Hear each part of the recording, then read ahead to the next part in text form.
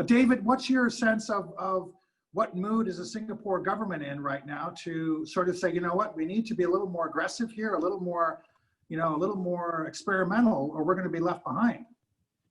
I think, generally the government, in terms of public policy, there's always an issue of balancing the speed of disruption because it affects the employment situation. So even though a government wish to have a disruption, they have to do it in so-called sandbox and watch it. And I think Rafi is totally right that if you look at Alipay, you look at Tencent, when they've all started, they have a Chinese saying that allow the weeds to grow and the flowers to bloom, the wildflowers to bloom. So basically, when they first started, the government just hands off.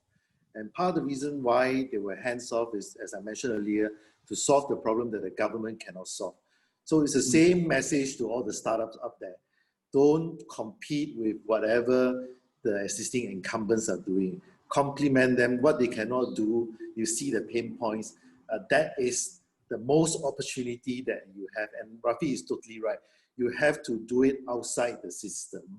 And then you try to create the feeling of FOMO. And the young are very good at creating the fear of missing out.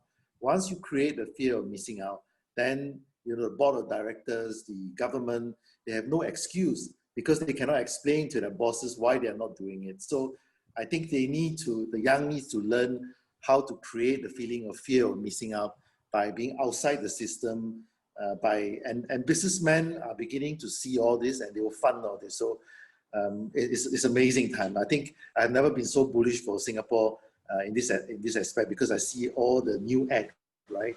OEBUS Act, Payment Services Act.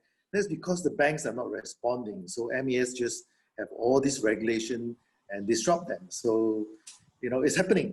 It's like Rafi and Paul, we have discussed all this. It's happening. It's just that the avalanche will come when it's the right time. But you can see it's beginning to happen. Yeah, no, I think that's what I feel too. I feel that so strongly now. There just seems to be like we're at one of those tipping points. I believe that to be true.